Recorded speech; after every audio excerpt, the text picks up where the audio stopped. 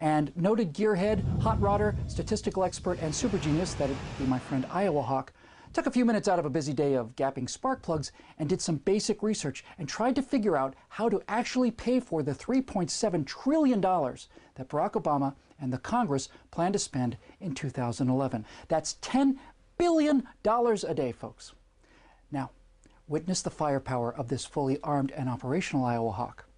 We've got a year to pay for. Let's start at 12:01 a.m. January 1st. Look, the only thing more evil than a rich person in the eyes of leftists is a rich corporation.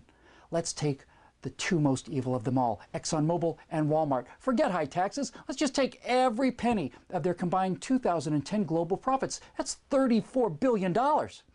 Spending all of their money gets us from midnight on January 1st until 9:52 a.m. on January 4th. Okay, not as impressive as we hoped. So now let's take every single penny of profit, every penny from the other 498 fat cat companies on the Fortune 500, all of it. That's $357 billion. That gets us to 2 a.m. on February 9th. Okay, look, we've taken every dime of profit from the big companies, and it's only Super Bowl time, so why don't we grab the obscene corporate advertising? That's $250 million, which will run the country for 36 minutes. But why stop there? Let's take all of the ad money on all 45 Super Bowls. That's $5 billion. That gets us to 2 p.m. on the same day, February 9th.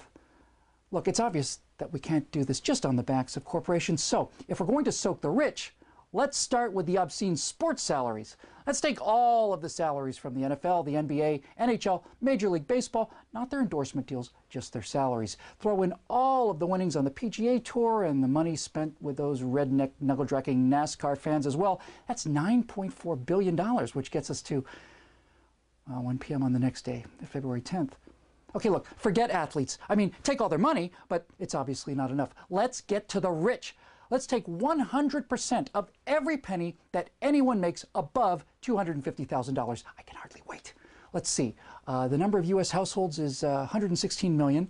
The percentage of households above 250K in income, I think that's 1.93%. So the number of households above 250K of income is 2,238,800 households. The total income of those households in excess of $250,000 is $1.412 trillion. Now we're talking. Let's eat the rich. Let's take everything everyone makes in America above $250,000, which gets us from February 10th all the way to, oh, damn it, 6 p.m. on July 2nd. Well, look, obviously, we're going to have to cut some spending. I know. Why don't we just stop paying for the wars in Iraq and Afghanistan? That's where the money for healthcare goes after all, right? Into wars for oil? Not another dime for them. Let's just bring them all home right now. That would save us $105 billion in Afghanistan and $159 billion in Iraq for a total of $264 billion. That's enough savings to cover us until 4 p.m. on July 29th. Hey, that's blockbuster season.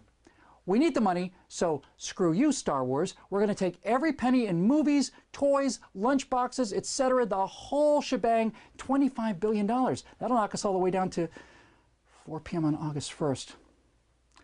Look, God knows that Hollywood has been good to the left, but they're no longer useful idiots. They're just idiots now. So let's evict everyone in Beverly Hills and sell their homes at current market value. 15,000 homes at $2 million per gets us another $30 billion, paying the bills through 4 p.m. on August 4th. Now, this isn't working.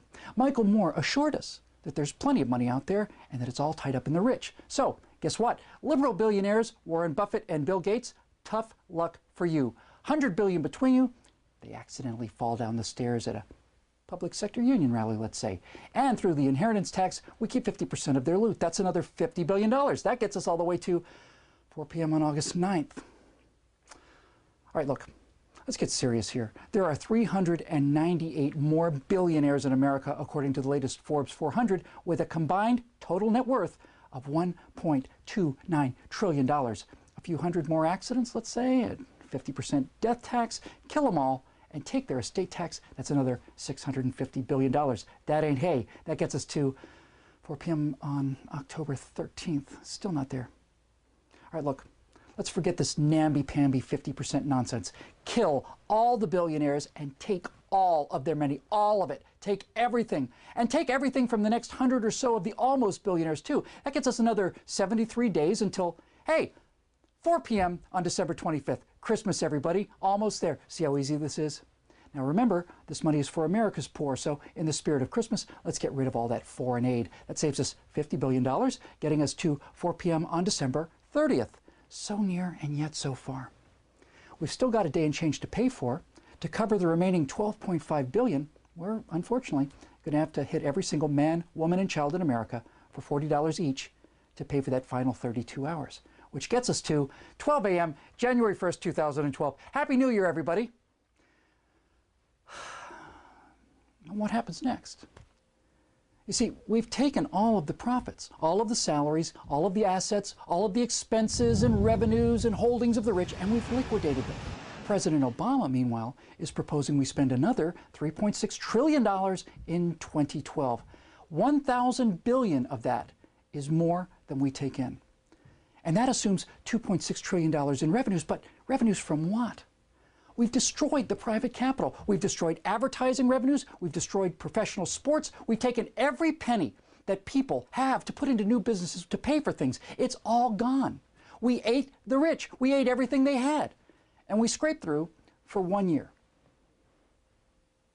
Now what?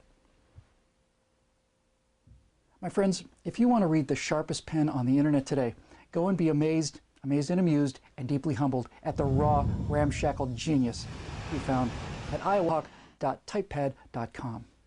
And if you think messages like these are important, well, it's up to you to keep them coming. Go to declarationentertainment.com and become a citizen producer today.